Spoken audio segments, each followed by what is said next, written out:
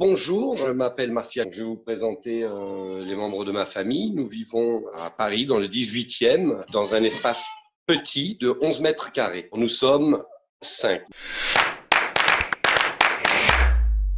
C'est complètement épuisant parce qu'on doit faire attention à tout ce qu'on fait à n'importe quel moment. On ne peut pas se laisser aller. C'est une organisation au millimètre. C'est-à-dire que ça ne peut pas déraper. Alors le burn-out parental, on le reconnaît à travers une série de signes, de symptômes, dont le premier, celui qu'on va exprimer en premier, c'est une fatigue, un épuisement à la fois sur le plan émotionnel et sur le plan physique. Les insectes sont nos amis, il faut les aimer aussi.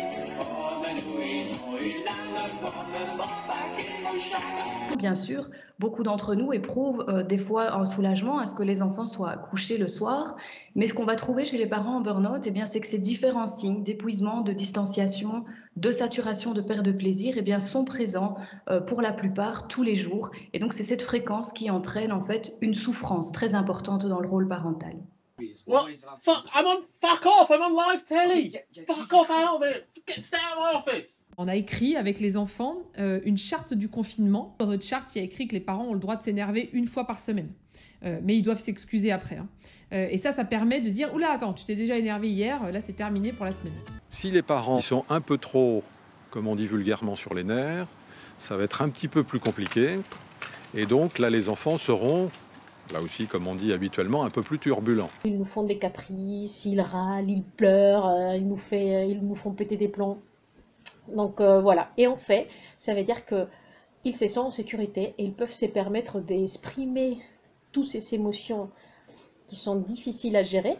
Et ça, ils le font de façon régulière pour vérifier, justement, que quoi qu'ils fassent, nous, on sera toujours là, on ne va pas les laisser tomber. C'est notre amour inconditionnel. Tu veux les réponses? Tu veux les réponses? Je te passe les réponses, Masson.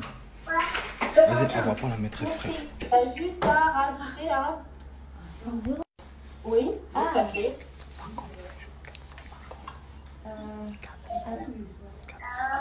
450. Voilà, 450, voilà. Posez-vous toujours la question, lorsque vous sentez que vos nerfs sont mis à rude épreuve, que vous avez plutôt envie d'étouffer ou de tordre le cou à votre enfant que de jouer avec lui, c'est l'humour, je précise.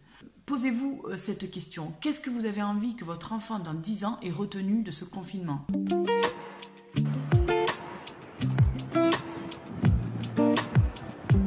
La principale activité est de regarder les poissons. Clairement, surtout avec ma fille, il y a beaucoup de vie, ça bouge tout le temps. Et puis c'est quand même magique quoi, d'avoir un aquarium pour nous tout seuls. On a pas mal de petits éperlans, des gardons, des carpes. Alors des carpes, on en a pléthore. Il y a des grosses et des petites.